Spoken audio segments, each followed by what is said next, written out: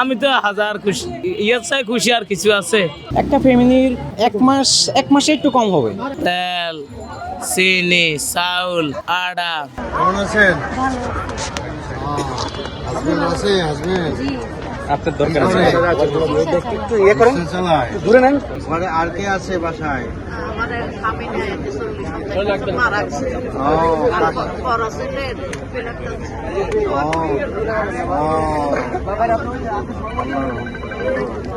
দোয়া করি, আজ দোয়া করি, দোয়া না করলে আমরা কাজ করছি যে আমার কলার দোয়ানে 400-500 লোকের বুঝন লাগে, একা একা কলার দোয়ানে, ওই যে দীপিকার মোড়ে, সেন্টারের মোড়ে।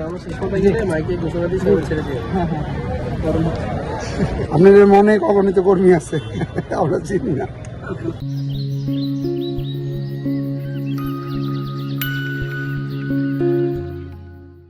এগুলো কোথা থেকে নিয়ে আসলেন? 12 আসনের এমপি দিয়েছে জামাত ইসলামের থেকে। এটা গরিব মানুষের জন্য অনেক প্রয়োজন। এটার ভিতরে 21 কেজি না, 21 কেজি খাবার চাউল। একটা ফ্যামিলির এক মাসে একটু কম হবে। তেল, চিনি, চাউল, আটা, তেলের বোতল। যেটা আওয়ামী লীগ করছে তাগরও দিছে, যেটা বিএমপি করছে তাগরও দিছে, যেটা ইসলামী দল করছে তারও দিছে।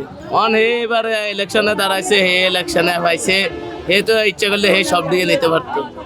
হে গরিব দুঃখিনের দুঃখ বুঝে দেখে সবারে টোকন দিছে, তারপরে দিছে। গরিব মানুষ যতজন আছে সবে যে দিনের পথে আইয়ে, ভালোর পথে আইয়ে, তার দেওয়া তো উচিত দরকার আছে। যে খাইতে পারবো তেও খা, যে না খাইতে পারবো তেও খা। তখন কি তার সবার কি দেওয়া সম্ভব? আমি তো হাজার খুশি, ইয়ের চাই খুশি আর কিছু আছে। হ্যাঁ, আমরা খুশি, অনেক খুশি।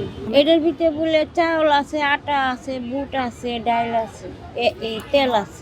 আমার হাত ভাঙ্গা তো নাতিনে রিস্কা আনতে গেছে। এমনি বাজারের দাম দর কেমন? তো বেশি অনেক কইছে, রোজার মাস একটু কমাইব। এটা হচ্ছে তুরস্কের পক্ষ থেকে বাংলাদেশ ভাই বন্ধুদের জন্য রমজান উপলক্ষে এটা হাদিয়া বলা যায় বা রমজান ফুড বলা যায়। এটা ভালো উদ্যোগ।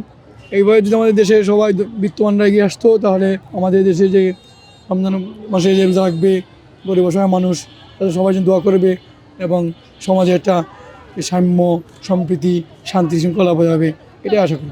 কার উদ্যোগে আসছে মূলত? এটা তুরস্ক। আমাদের ঢাকা 12 আসনের সাইফুল আলম মিলন ভাইয়ের উদ্যোগে, এটা উদ্যোগে মূলত উনি উদ্যোগে এটা মানুষকে দেওয়া হচ্ছে। কি আমি চেষ্টা করব আসলে আরো, মানে ইলেকশন হইতে হইতে রমজান এসে গেল, আর কিছুটা মানে ইলেকশনে আমরা খুব বেশি ব্যস্ত ছিলাম। চেষ্টা করব আরো আয়োজন করার জন্য।